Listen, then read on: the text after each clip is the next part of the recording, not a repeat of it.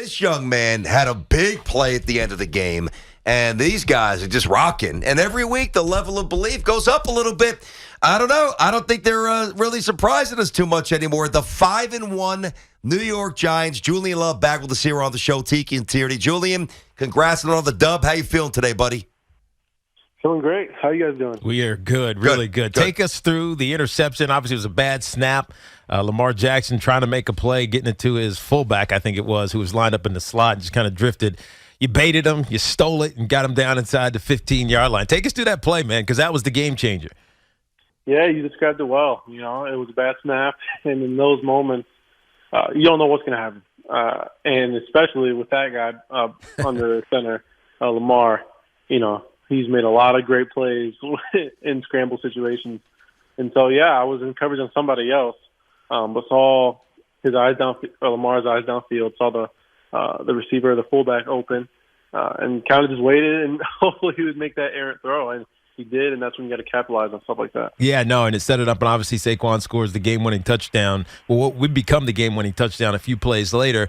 But the second half of this game, and it's really been the second half of all of these games, Julian, it's like we ask you the same question over and over and over again. How are you shutting down these offenses in the second half? And with Lamar, I said this on Monday or yesterday. I think you guys do such a great job of limiting possessions. Now, it's part the offense doing their job as well.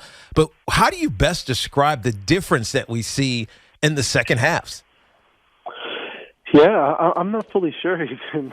It's like, yeah, our offense just makes critical drives and gets momentum at the right time for us. Our defense makes plays when they need to. But the second half really is just a battle of us making our adjustments and keeping composure. We made a few adjustments on defense, and yeah, we were able to limit them. I mean, they're a good offense. They were able to have some success against us. We got to clean up for sure. But when it going got tough, we held them to field goals. Tucker missed a field goal, and we made it close. So then those big plays at the end just sealed the deal for us. So we're talking to Julian Love, and he's with us here on Tiki and Tierney WFAN. So, every win matters. Every win counts the same. But I'm curious, if we were to run through the 5 wins so far, whether it was week 1, Dave's going for 2, whether it was Carolina in week 2, you guys defended home field for the first time this year, and all the other wins, London, Green Bay, of course, against the good Ravens team this past Sunday. Is there, of the 5, Julian, is there one to you where you say to yourself, okay, it not that it means more, but it feels like we've arrived, or you process it a little differently, or you distinguish it a little differently than the other ones? Yeah, this game obviously was pretty special. It was a good one. No one had us, no one picked us or whatever, all that type of stuff. Green Bay was fun because it was London, but I would say personally my favorite was week 1 against Tennessee. An away game, a team who's been to playoffs several of the past years. And in those situations, those opening games, we haven't been successful in recent years. And that just set the tone for who we were as a team, I thought, in terms of being able to battle. We came back in that game just like we have in a few other games. And so, yeah, I would say that first Tennessee game just kind of set the tone for what we could do for the season. Okay. I've said to Teak a lot. He obviously played in the old stadium, and we've been to all the games and all the venues here. And the sound of hope is a beautiful thing. I'm sure you guys can kind of feel that, resonating through the stadium. It's a different level of conviction, obviously, this year than it was last year. And for the Giant fans, really, outside of 1 year, over a decade. When you hear the Giant fan now, does it sound that different on game day from last year? Can you distinguish between the difference? So, yeah, it's been really fun this year. It's been a blast. That stadium has been rocking, and we've had such great support. And it carries over to how we feel, how we play. And especially this past game with the pick. Obviously, I was involved in the play, so everything basically kind of blacks out outside of like what you're doing, like where you're running. You don't hear really anything or the crowd's reaction when you're in the play.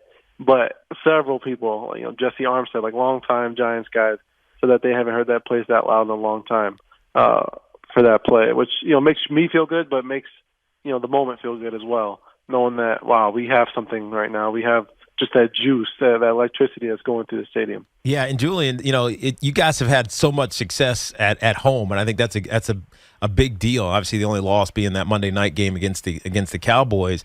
And London is unique. It's a unique situation for both teams, but you guys are having, I think, your first true road test coming up. Jacksonville, whose record hasn't been fantastic, but they actually are a good team this year. And I know you'll see that when you watch them on tape. How do you guys prepare yourself to travel? Because that's how you determine a team that is truly viable for the postseason. I mean, a lot of people are still counting you guys out for being in the postseason, and I don't even know if I'm ready to declare that you guys are a postseason I got team you yet. back, Julian. I got you back, buddy. But when and if you win on the road, that really takes you guys to another level, I think, in people's minds. So how do you guys think about and prepare for it? Yeah, I think Coach Zabel has done a great job so far of setting the tone. Obviously, we had our recovery or recap meetings yesterday, and you kind of clear off the Ravens game, go over all the corrections, all that stuff. But then he quickly turned the page and said, "Hey, this is obviously, like you said, the record is 2-4, but they're a good team. They have a really good offense, and they've had some success in some areas, and so we gotta come with it. And on top of that, just the environment will be different. Obviously it's getting chilly around here in the New York area. It's 80 degrees, going to be 80 degrees probably for the game, and so that alone sets the tone for our guys to hydrate, kind of get their bodies ready for a different environment than what we practice in, what we can simulate. So it's a lot of factors that we have to be on top of our stuff for this game because, like you said, this is a good team. Yeah, and I want to go back to something that Tiki just brought up because, we do this with the Jets as well, and we kind of diagnose where you guys are, and it's obviously early, and things can happen both positively and negatively, and hopefully for both of you guys it's positively moving forward. Tiki's not fully there yet in terms of, stamping you guys a playoff team. I'm a little closer, just given the rest of the state of the NFC and the fact that you already bagged 5 wins here. But as a team, and I asked you this last week, and I want to ask you again, you might have a different answer. Do you guys talk about this? Do you come in now? And I know the young Jet players are saying it, like Sauce and Brees. They're like, we got talent. We have arrived. We're ready. Do you guys talk about this amongst yourselves? Like, why aren't we a playoff team? Do you actually verbalize that in the locker room? I think that everyone in the locker room has a sort of internal confidence, and confidence within each other and kind of what we feel like we are. But I don't think we're at a stage yet where it's okay or really to put that out there. We believe what we have in that building can be very successful, and so far we've done a great job of using every sort of talent that we have to win these games. But that's where you fall short, is when you set expectations, when you get ahead of yourselves. Because this is a grimy team, like I've said, the past few weeks. This is a team that's winning these close games, and we're not at a stage yet where we can think about that playoffs or anything down the line. Yeah, and stay in the moment. Don't listen to BT. Don't listen to BT. Stay in the moment. Last one before we let you go here. Kayvon Thibodeau finally gets his first sack. He's had a lot of pressures, and you talked about this last week, how he's more than just a pass rusher. He holds the edge. He stops the run. But his play was obviously critical. It ended basically the Ravens' chance. Are you seeing it come? Are you seeing it get there with Kayvon? Yeah, I am. After reviewing this game a couple of times, watching it over, I mean, that play at the end is great. You want him to get his first sack, and it was a critical moment, sealed the game for us. But just the little thing that he's doing, it really is special to see from a rookie. He's flying around. He's on the pick, I noticed him throwing blocks. One of the few who was throwing blocks. You could see how excited he was, emotional after the game. He was dancing. Yeah. But he's doing all the stuff because he wants to win. He's a guy who really is embracing the moment, embracing who he is, and taking advantage. And so, I'm starting to see it. It's starting to click for him for sure. And that's what it takes. It takes a few games as a rookie to get kind of your feet under yourself. No doubt. All right, man. Keep it going. Julian Love of the Giants, 5-1, hunting win number 6 down in Jacksonville coming up this weekend. Good luck Sunday. We'll talk to you on next Tuesday, Julian. Appreciate you, Julian. All right, fellas. Appreciate it. Be good. All right, man. There you go. Keep it going.